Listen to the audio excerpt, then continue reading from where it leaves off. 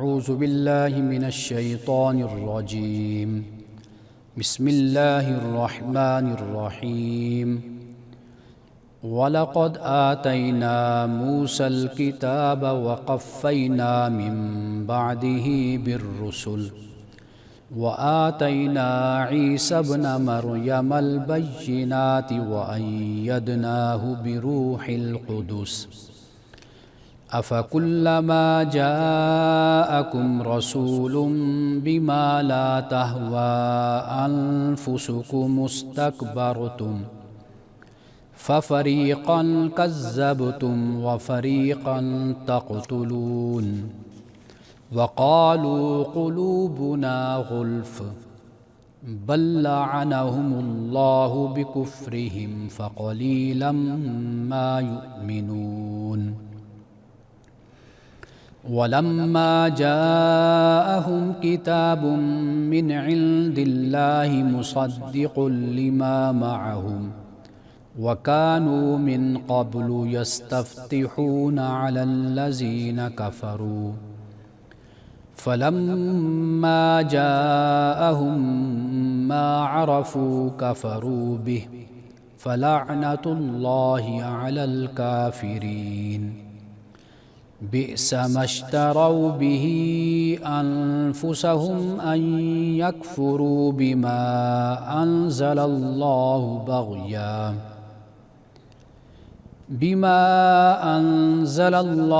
بغيا أن ينزل الله من فضله على من يشاء من عباده فباءوا بغضب على غضب وَلِلْكَافِرِينَ عَذَابٌ مُّهِينٌ. صدق اللہ العظیم. ہم نے موسیٰ کو کتاب دی اور اس کے بعد پے در پے رسول بھیجے اور عیسیٰ ابن مریم کو کھلی کھلی نشانیاں دی اور روح القدس سے اس کی تائید کی. تو کیا جب آئے گا کوئی رسول تمہارے پاس وہ باتیں لے کر جو تمہاری خواہشوں کے خلاف ہوں گی تو تم تکبر کرو گے؟ سو تم نے ایک گروہ کو جھٹلایا اور ایک گروہ کو قتل کرتے رہے اور یہ کہتے ہیں کہ ہمارے دل تو بند ہیں، بلکہ اللہ نے ان کے کفر کے سبب سے ان پر لعنت کر دی ہے، تو شاذ و نادر ہی وہ ایمان لائیں گے. اور جب آئی ان کے پاس ایک کتاب اللہ کی طرف سے مطابق ان پیشین گوئیوں کے جو ان کے ہاں موجود ہیں، اور وہ پہلے سے کافروں کے مقابلے میں فتح کی دعائیں مانگ رہے تھے، تو جب آئی ان کے پاس وہ چیز جس کو وہ جانے پہچانے ہوئے تھے تو انہوں نے اس کا انکار کر دیا. بس ان پر اللہ کی پھٹکار ہے. کیا ہی بری ہے وہ چیز جس سے انہوں نے اپنی جانوں کا مبادلہ کیا کہ وہ انکار کر رہے ہیں. اس چیز کا جو اللہ نے اتاری ہے محض اس ضد کی بنا پر کہ اللہ نازل کرے اپنا فضل جس پر چاہے اپنے بندوں میں سے. بس وہ اللہ کا غضب در غضب لے کر لوٹے اور منکروں کے لیے ذلیل کرنے والا عذاب ہے. پروگرام الکلام میں آپ تمام دیکھنے والوں کو خوش آمدید. آج ہم نے سورۃ البقرہ کی آیت نمبر 87 سے لے کر 90 تک کی تلاوت کا اور ترجمے کا شرف حاصل کیا ہے. اب آئیے اس کی تفسیر کی طرف. اللہ سبحانہ و تعالیٰ نے سب سے پہلے تو ہمیں یہ بتا دیا کہ حضرت موسیٰ علیہ السلام کی بعثت کے بعد بہت سے پیغمبر اللہ نے زمین پر بھیجے اور پے در پے بھیجے، اور پھر اس کے بعد حضرت مسیح علیہ السلام کا ہمیں ذکر ملتا ہے. یعنی حضرت مسیح علیہ السلام کو اللہ سبحانہ و تعالیٰ نے معجزات بھی عطا کیے، واضح نشانیاں عطا کیں اور روح القدس کے ذریعے سے حضرت مسیح علیہ السلام کی مدد کی. روح القدس قرآن مجید میں کئی مقام پر یہ ذکر ہمیں ملتا ہے، اور صرف حضرت مسیح علیہ السلام کا اس حوالے سے جو ذکر ہے، یعنی اللہ نے حضرت عیسیٰ کی تائید کی روح القدس کے ذریعے سے، یہ خاص طور پر حضرت عیسیٰ کے حوالے سے ذکر کرنا اس کا ایک پس منظر ہے اور اس کی ایک وجہ ہے۔ وجہ یہ ہے کہ یہود حضرت مسیح علیہ السلام کے حوالے سے بہت سی غلط باتیں آپ کی طرف منسوب کرتے تھے اور آپ پہ یہ تہمت لگاتے تھے کہ کوئی جادوگر ہے جو آپ کو سکھاتا ہے، یا شیطان ہے کہ جو آپ پر جادو کرتا ہے، اور یہ جو کچھ بھی آپ دکھاتے ہیں یہ در حقیقت جادو ہے۔ یہ کوئی انہونا اور کوئی نیا الزام تو نہیں تھا، انبیاء علیہ السلام پر پہلے بھی اور بعد میں رسول اللہ صلی اللہ علیہ وسلم کی طرف بھی ایسی غلط باتیں کفار و مشرکین نے منسوب کی تھیں۔ تو چونکہ یہودیوں کا یہ کہنا حضرت مسیح علیہ السلام کے حوالے سے تھا، تو اس لیے اللہ سبحانہ و تعالیٰ نے خاص طور پر روح القدس کی نسبت یہاں پر حضرت مسیح کی طرف کی ہے کہ وَأَيَّدْنَاهُ بِرُوحِ الْقُدُسِ، یعنی ہم نے تائید کی روح القدس کے ذریعے سے مسیح علیہ السلام کی، یعنی حضرت مسیح علیہ السلام کو کسی اور کی تائید حاصل نہیں، شیطانی قوتوں کی یا جادوگروں کی یا کوئی جادوگر کی کوئی اس طرح کی تائید اور کوئی مدد کسی سے نہیں ہے، بلکہ اللہ سبحانہ و تعالیٰ روح القدس کے ذریعے سے مسیح کی مدد کرتا ہے اور تائید کرتا ہے۔ یعنی قرآن مجید میں جب ہم دیکھتے ہیں روح القدس، تو اس سے مراد یعنی معجزات بھی ہیں، اللہ سبحانہ و تعالیٰ کی جو روحانی مدد ہے وہ بھی اس سے مراد لی جاتی ہے۔ لیکن آیت نمبر جو 87 ہے، یعنی پہلی ہی آیت، اس میں اللہ سبحانہ و تعالیٰ نے جس ذہنیت کا اور جس سوچ اور رویے کا بیان کیا ہے وہ یہ ہے کہ انکار وحی، یعنی اللہ سبحانہ و تعالیٰ کی طرف سے جو کتاب اترتی ہے، اللہ کی جو وحی نازل ہوتی ہے، اللہ اپنے پیغمبر پر وحی اتارتا ہے، تو اس کا جو انکار ہوتا ہے اس کی بنیاد صرف اور صرف نفسیاتی انا ہے، یعنی کوئی علمی دلیل نہیں ہے کہ کسی علم کی بنیاد پر یا دلیل کی بنیاد پر کوئی اس کو رد کرے، بلکہ صرف اگر رد کیا جاتا ہے تو وہ صرف اپنی انا کی بنیاد پر کیا جاتا ہے۔ یعنی جب وہی خواہش نفس سے متصادم ہو جاتی ہے، انسان کی خواہشات، اس کے مفادات، اس کے جو منصوبے اور پروگرام اپنی دنیا، دولت، مال اور شہرت کے لیے ہوتے ہیں، تو جب وہی خواہش نفس سے متصادم ہو جائے تو پھر انسانی دلیل، انسان کے پاس پھر کوئی دلیل نہیں ہوتی، بلکہ وہ تکبر سے پھر کام لیتا ہے۔ تو یہاں ہمیں آیت نمبر 87 سے یہ بات معلوم ہوتی ہے۔ اب اس کے بعد دیکھیے کہ جو آیت نمبر 88 ہے، اس میں یہود کا ایک جملہ ہے کہ قلوبنا غلف، کہ ہمارے جو دل ہیں وہ بند ہیں، یعنی غلف غلاف میں ہیں یا بند ہیں۔ یہ ان کا رویہ ہوتا تھا، وہ یہ سمجھتے تھے کہ یہ تو مکی لوگ ہیں، عرب کے لوگ ہیں، یہ تو ان پڑھ ہیں، یہ تو امی ہیں، ان کو تو کچھ نہیں آتا، تو علم تو ہمارے پاس ہے۔ تو وہ اس بنیاد پر یہ کہتے تھے کہ بھئی ہمارے دل جو بند ہیں، یعنی اب ان میں اتنا علم آ گیا ہے کہ ہمیں کسی اور علم کی ضرورت نہیں ہے۔ یعنی یہ اس کو ہم کہتے ہیں کہ یہ ایک انسانی ضد ہے، اور جسے انگلش میں کوگنیٹیو کلوجر جس کو کہا جاتا ہے، یہ اس کی علامت ہے۔ یعنی یہ فکری جمود ہے کہ ذہن انسان کا، دماغ انسان کا حق کے لیے بند ہو جائے، اور انسان جب یہ سمجھ لیتا ہے کہ میرے پاس ہر چیز کا علم ہے، تو لہٰذا مجھے کسی علم کی ضرورت نہیں ہے اور مجھے کسی نئی بات سننے کی بھی حاجت نہیں ہے، تو یہاں سے در حقیقت انسان کی روحانی کہہ لیجئے، اس کے علم کی کہہ لیجئے، موت واقع ہو جاتی ہے۔ یعنی انسان روحانی اور باطنی حوالے سے کبھی ترقی نہیں کر پاتا۔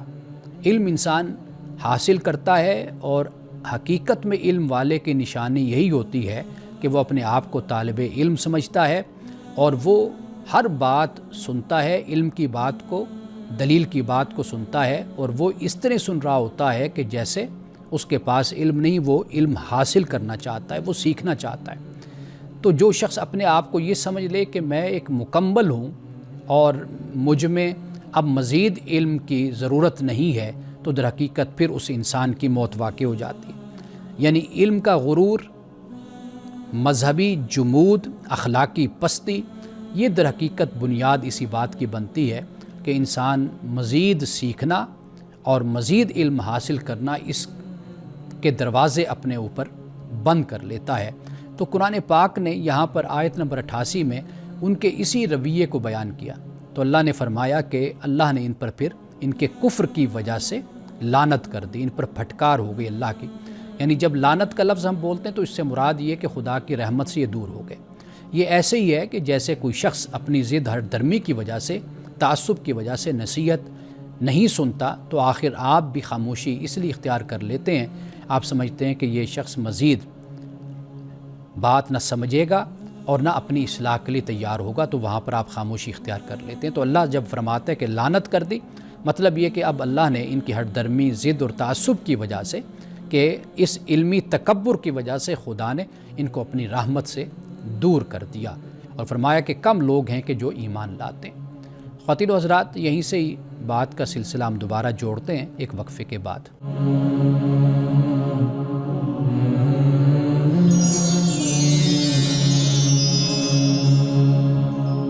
وقفے کے بعد دوبارہ آپ کی خدمت میں حاضر ہیں۔ اب دیکھیے جو آیت نمبر 89 ہے، اب اس میں اللہ سبحانہ و تعالیٰ نے یہ فرمایا ہے کہ رسول اللہ کی آمد سے پہلے، قرآن کے آنے سے پہلے، آپ کی بعثت سے پہلے یہ آپ کے منتظر تھے، آپ کا انتظار کر رہے تھے، بلکہ اپنے دشمنوں کو یہ کہتے تھے کہ آخری پیغمبر محمد رسول اللہ صلی اللہ علیہ وسلم، آپ اللہ کے آخری پیغمبر تشریف لانے والے، جب وہ تشریف لے آئیں گے تو ان کے ساتھ مل کر، یعنی ہم ان پہ ایمان لائیں گے اور پھر ان کے ساتھ مل کر ہم تم سے لڑیں گے اور تم پر ہمیں فتح حاصل ہوگی۔ لیکن جب رسول اللہ صلی اللہ علیہ وسلم تشریف لائے تو قرآن پاک نے ایک مقام پہ نہیں، کئی مقام پہ اس بات کو بیان کیا ہے کہ جانتے بوجھتے پہچان کر بھی انکار کیا۔ ایک تو ہے کہ انسان لا علمی کی وجہ سے، جہالت کی وجہ سے انکار کرتے، یہ ایک علیحدہ بات ہوتی ہے، وہ پھر بھی قابل عذر بات ہو جاتی ہے۔ لیکن ایک قوم، ایک شخص جانتا ہے، پہچانتا ہے، لیکن پھر اس کے باوجود انکار کر دے۔ تو آیت نمبر 89 سے 91 تک جب ہم دیکھتے ہیں تو ہمیں یہ بات معلوم ہوتی ہے کہ قرآن سے ایک تو دشمنی انہوں نے اختیار کی، رسول اللہ صلی اللہ علیہ وسلم سے دشمنی اختیار کی، اور جو رسول اللہ پر ایمان لانے والے ان سے دشمنی اختیار کی۔ تو لیکن یہ پہلے یہ لوگ منتظر تھے، یعنی انسان جب حق کو پہچان کر انکار کرتا ہے تو یہ نظری انکار نہیں ہوتا، یہ کیا انکار ہوتا ہے؟ یہ اخلاقی بیماری ہوتی ہے در حقیقت، اور اس کو کوگنیٹیو ڈسونینس کہتے ہیں، یعنی یہ اخلاقی بیماری بن جاتی، یہ نفسیاتی مسئلہ بن جاتا ہے۔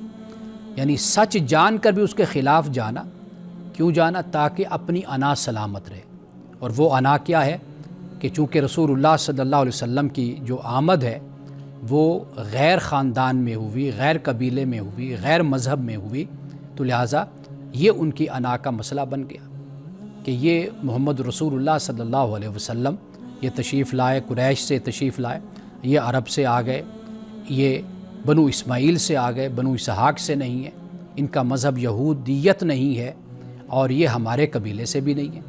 تو لہٰذا یہ انا کا مسئلہ جب بنا تو سچ ماننے سے انہوں نے انکار کر دیا۔ قرآن یہ بتا رہا ہے کہ پہلے یہ دعا کرتے تھے اللہ کی بارگاہ میں۔ دعا کیا ہوتی تھی؟ اے اللہ، نبی کو بھیج دے اب جس نبی نے آنا ہے، تاکہ ہم اس نبی کے ذریعے سے ہم ان پر غالب آ جائیں۔ لیکن جب رسول اللہ صلی اللہ علیہ وسلم تشریف لائے تو ان کے خلاف ہو گئے، کیونکہ جو وحی تھی، جو قرآن تھا، جو رسول اللہ تھے، انہوں نے ان سے ان کی لیڈرشپ لے لی، ان کی قیادت لے لی، پہلے ان کے پاس قیادت تھی۔ تو یہ اسی حسد میں مبتلا ہو گئے۔ اسی سورۃ البقرہ میں اللہ سبحانہ وتعالیٰ نے ان کے اس حسد کو بیان کیا ہے۔ تو لہٰذا ہم آیت نمبر 89 سے 91 تک جب ہم دیکھتے ہیں تو یہاں ہمیں معلوم ہوتا ہے کہ رسول اللہ کی بعثت سے پہلے دعائیں کرتے تھے، اللہ سے مانگتے تھے آپ کو، اور اس پیشین گوئی کا ذکر کرتے تھے جو تورات میں موجود تھی، اور اللہ سے دعا کرتے تھے کہ اس پیغمبر کو بھیج دے تاکہ ہم اس پر ایمان لائیں اور اس کے ساتھ مل کر پھر دشمنوں پر اور اپنے مخالفین پر اور معاندین پر ہم غلبہ پائیں۔ لیکن پھر کیا ہوا، جب آپ تشریف لائے تو پھر اس کا انکار کر دیا۔ اب اس کے بعد دیکھیے کہ آیت نمبر 92 سے اور 93 تک اس میں جس بات کو بیان کیا گیا ہے وہ یہ ہے کہ بچھڑے کی پوجا کرنا، بچھڑا پرستی، یہ صرف ایک سمبولک بات بیان یہاں کی گئی، یعنی آپ اس کو اگر مد نظر رکھیے وہ یہ ہے کہ خدا کو چھوڑ دینا اور مادیت کو اور بچھڑے کو یا ایسے دیگر جو دنیا کی اشیاء اور چیزیں ہیں ان کو اپنی نظر میں اہمیت دینا، یہ در حقیقت یہ ہے جسے بچھڑا پرستی کہتے ہیں۔ تو اللہ سبحانہ وتعالیٰ نے ہمیں اس سے منع کیا۔ قرآن پاک نے اس کو بیان کیا کہ افرائیت من اتخذ الہہ ہواہ، کہ کیا تو نے دیکھا اس شخص کو کہ جس نے اپنی خواہش کو اپنا معبود بنا لیا۔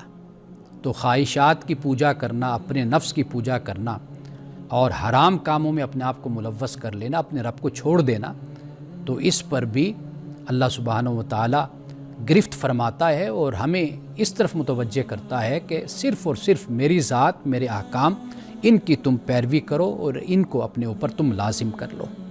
اب آئیے آیات نمبر 94 اور 96 تک اگر ہم اس کا جائزہ لیتے ہیں تو ہمارے سامنے یہ بات آتی ہے کہ ایمان کا معیار موت سے متعلق رویہ ہے، یعنی موت سے متعلق ایک مومن کا رویہ کیا ہے۔ ایک ہے خوف، ڈر، ایک فطری طور پر انسان کے اندر خوف ہوتا ہے۔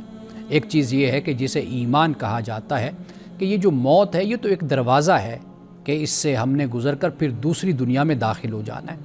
یعنی جیسے علامہ اقبال نے کہا کہ زندگی کوئی تقسیم نہیں ہے کہ ہم اس کو یہ نہیں کہہ سکتے کہ یہ زندگی پھر اس کے بعد موت پھر زندگی، نہیں۔ اقبال کہتے ہیں کہ یہ ایک تسلسل ہے، پہ ہم رواں ہمدم جواں ہے زندگی، تو زندگی چل رہی ہے، یعنی اس زندگی کے بعد بھی جہاں پہ ہم جائیں گے وہ بھی زندگی ہے۔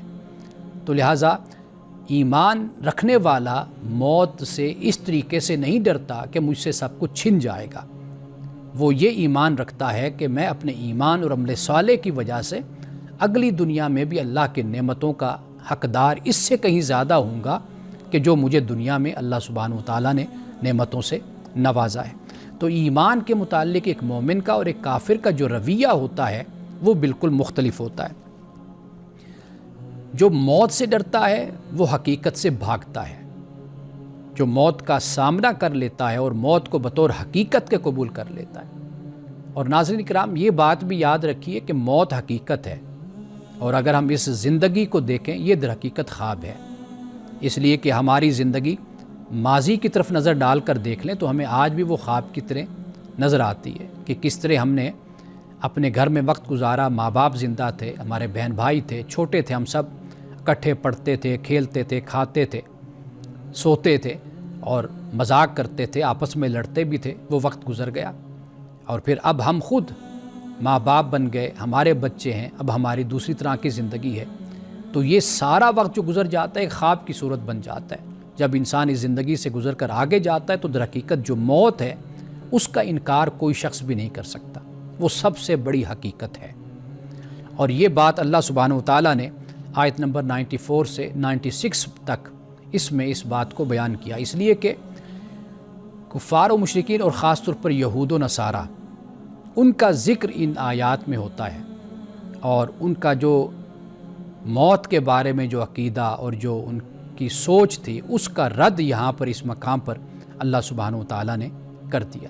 اب یہ دیکھیے کہ یہاں اللہ سبحانہ وتعالیٰ نے یہ فرمایا ہے کہ انبیاء علیہ السلام کا قتل، یہ خاص طور پر میں اس پر کچھ وقت آپ کا لوں گا اور اس پر میں چاہتا ہوں کہ کچھ تفصیل سے میں یہ نقطہ آپ کے سامنے رکھ دوں، اس لیے کہ سورۃ البقرہ میں ہم نے پہلے بھی اس پر ہم نے پڑھا ہے کہ وَيَقْتُلُونَ النَّبِيِّينَ بِغَيْرِ حق، نہ حق وہ انبیاء کو قتل کرتے تھے۔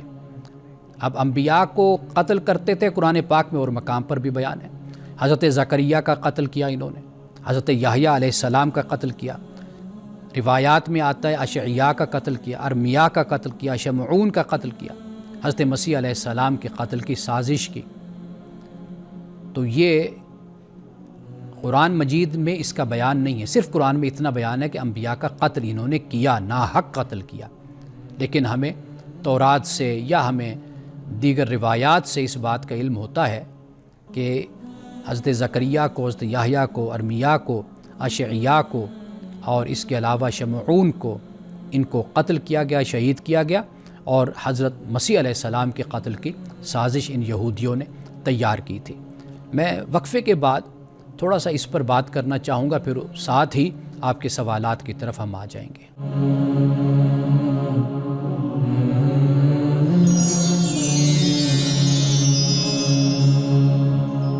ہم اس نقطے پہ بات کر رہے تھے کہ انبیاء علیہم السلام کا قتل ہوا، یہود نے انبیاء علیہم السلام کے خلاف سازش تیار کی اور ان کو شہید کر دیا۔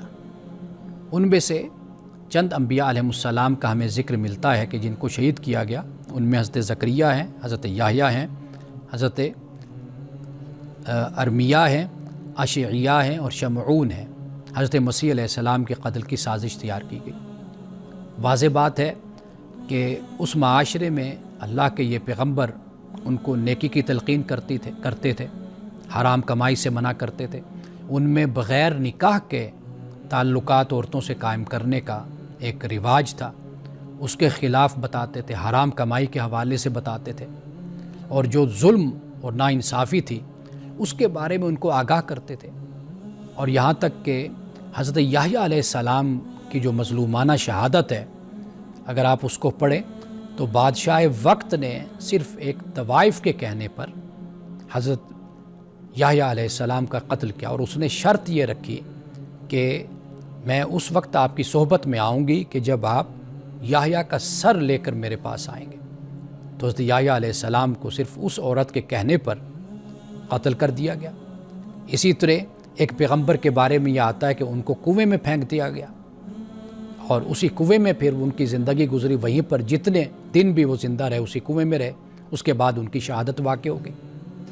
تو یہ وجوہات اگر آپ اس پر غور کریں گے اور توجہ کریں گے تو آپ کو وہ مسائل نظر آئیں گے کہ جو ایک کرپٹ، بدعنوان، بد کردار اور اخلاقی اور علمی حوالے سے جو پست معاشرہ ہوتا ہے، وہ تمام نشانیاں ان معاشروں میں موجود تھیں کہ جنہوں نے حضرت مسیح علیہ السلام کا قتل کیا تھا۔ آئیے آپ کے سوالات کی طرف میں آتا ہوں۔ ہم نے ایک مرتبہ ہمسائے کے حوالے سے گفتگو کی تھی، یعنی ہمسایوں کے حقوق یا ان کے فرائض، ذمہ داری کیا ہے، تو اس پر ہم نے بات کی تھی۔ تو اس حوالے سے ایک سوال ہم سے پوچھا گیا ہے، وہ یہ ہے کہ کیا ہمسائے کے حقوق صرف مسلمانوں تک محدود ہیں یا غیر مسلم ہمسائے بھی اس میں شامل ہیں؟ اگرچہ میں نے اس وقت اس پہ گفتگو کی تھی لیکن اختصار کے ساتھ، تو اب میں مزید اس کی وضاحت کر دیتا ہوں۔ قرآن کا اور حدیث کا اگر ہم مطالعہ کریں تو ہمیں وہاں پر صرف جار کا ذکر ملتا ہے، یعنی ہمسائے کا، حق کے جار آپ اس کو کہہ لیجئے، صرف اس کا ذکر ہے۔ یعنی کہیں پر بھی یہ بیان نہیں ہے کہ وہ مسلمان ہے یا وہ غیر مسلم ہے۔ قرآن مجید آپ پڑھ کر دیکھ لیجئے، سورۃ النساء میں اسی بات کو بیان کیا، اور احادیث میں بھی آپ دیکھ لیجئے، صرف اور صرف جار، جوار، بس اس کا ہمیں ذکر ملتا ہے۔ تو لہٰذا یہ بنیادی اصول یاد رکھ لیجئے کہ صرف اور صرف ہمسایہ، بس، باقی کسی تفریق میں اسلام نہیں جاتا۔ حضرت عبداللہ ابن عمر رضی اللہ تعالیٰ عنہما کا یہ عمل ہمارے سامنے آتا ہے۔ تو اگر کسی صحابی کا کوئی عمل اور کوئی طریقہ، کوئی اثر ہمارے سامنے آتا ہے تو اس کا مطلب کیا؟ اس کا مطلب یہ ہے کہ رسول اللہ صلی اللہ علیہ وسلم نے جو ان کی تربیت کی، جو ان کو تعلیم دی، وہ تعلیم یہی تھی جس پر انہوں نے عمل کیا۔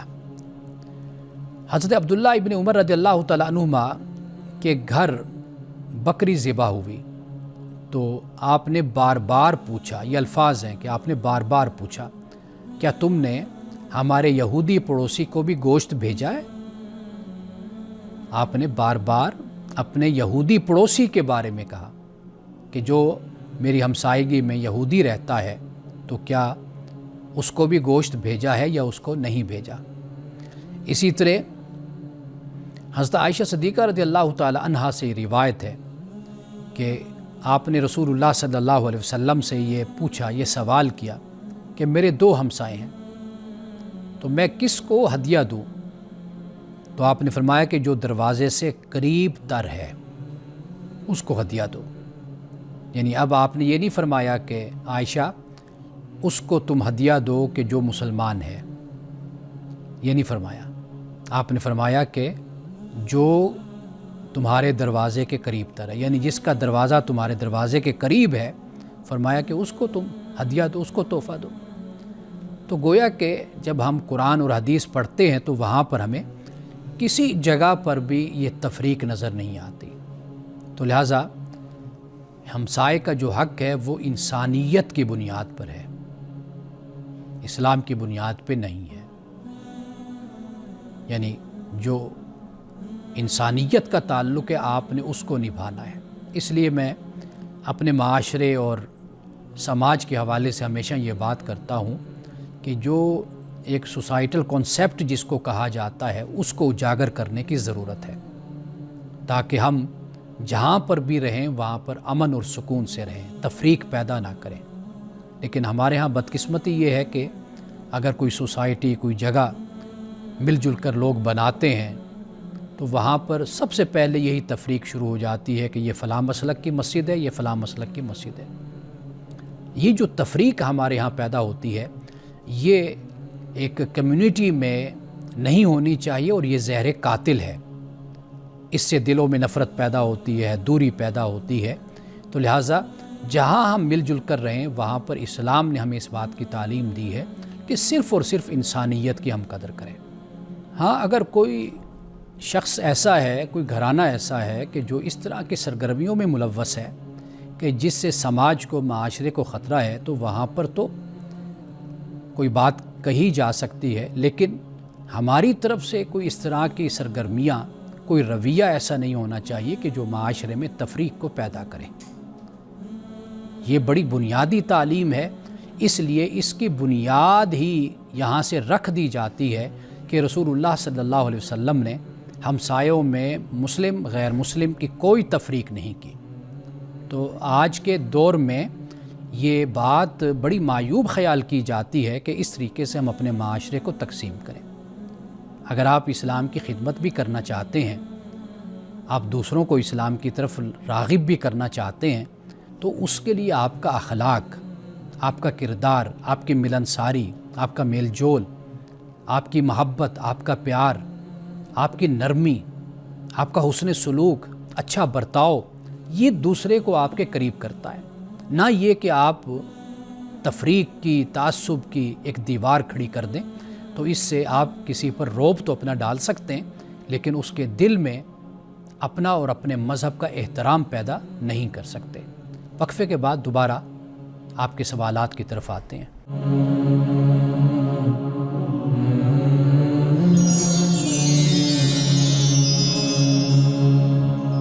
وقفے کے بعد دوبارہ آپ کی خدمت میں حاضر ہیں۔ ایک اور سوال ہمسائے ہی کے حوالے سے ہے کہ ہمیں ایک روایت ملتی ہے کہ 40 گھر دائیں بائیں، آگے اور پیچھے، یہ سارے ہمسائے ہیں، یعنی ہمسائے کے حکم میں یہ تمام افراد اور تمام گھر آتے ہیں۔ لیکن اس حوالے سے میں یہ عرض کر دوں کہ یہ پوچھا گیا ہے کہ بھئی اس روایت کے حوالے سے کیا واقعی 40 گھر دائیں بائیں، آگے پیچھے یہ ہمسائے ہوتے ہیں؟ ایک تو یہ جو 40 گھروں والا قول ہے، روایت ہے، حضرت عائشہ کا قول بھی یہ بیان کیا گیا ہے، حضرت علی رضی اللہ تعالیٰ عنہ کا قول، یعنی آپ کی طرف بھی یہ منسوب بات کی گئی ہے، اور امام بہقی نے شعب الایمان میں اس میں رسول اللہ صلی اللہ علیہ وسلم کی طرف اس قول کو منسوب کیا ہے۔